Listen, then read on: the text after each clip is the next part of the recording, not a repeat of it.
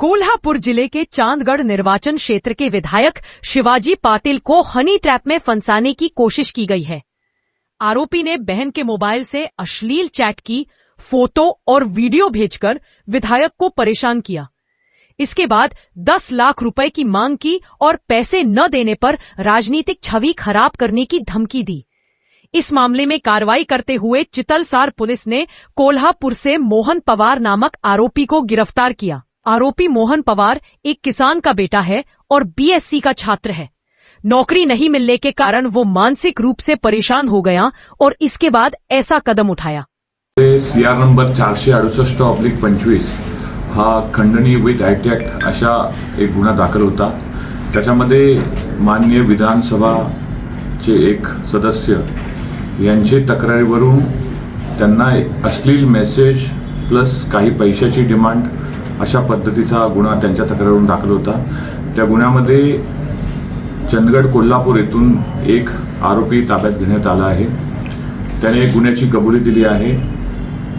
या गुन्ह्यामध्ये तक्रारीप्रमाणे हकीकत अशी होती की हा जो आरोपी आहे तो विविध मोबाईल नंबरवरून विविध लोकांना महिला असल्याचं भासून त्यांना विविध अश्लील फोटो पाठवायचा, त्यांच्याशी महिला आहे असं म्हणून बोलायचा आणि पुढे त्यांच्याकडे पैशाची मागणी करायचा।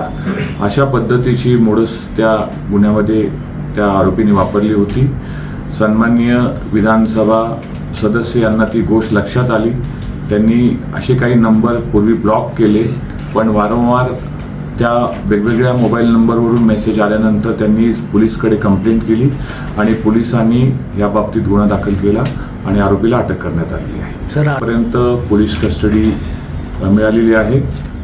प्राथमिक तपासामध्ये आरोपीने गुन्ह्याची कबुली केली। आरोपी हा चंदगड तालुक्यातील रहिवासी आहे आणि तो बीएससी पर्यंत त्याने एज्युकेशन केलेलं आहे।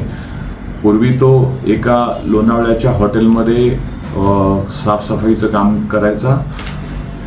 त्याला पुढे आम्ही तपासांती आणखी कोणत्या कोणत्या लोकांना त्यांनी असे मेसेज केले आणि असा प्रयत्न केला याच्याबाबतचा पुढील तपास सुरू आहे। त्यामध्ये असं निष्पन्न होतंय की तो एक नाम म्हणजे मी पूजा, हॅलो सर मी पूजा पवार अशा पद्धतीचं नाव तो 1-2 मेसेजमध्ये आम्ही पाहिलं। असे विविध नावं तो यूज करायचा। आता काही याच्यामध्ये माननीय ह्या गुन्ह्यामध्ये त्यांनी एक आधारचा फोटो पाठवला होता। तो आधारचा फोटो एका मुलीचा होता। त्याच्याकडे आम्ही व्हेरिफिकेशन करतोय आणि अद्यापही तपास प्राथमिक स्टेजमध्ये असल्यामुळे ह्याच्यामध्ये कोण कोण इन्व्हॉल्ड आहे, ह्याच्यामागे काय राजकीय पार्श्वभूमी आहे का किंवा काही ह्याच्यामध्ये कटकारस्थान आहे का ह्याची चौकशी आम्ही करतोय। किती पैशाची डिमांड केली होती?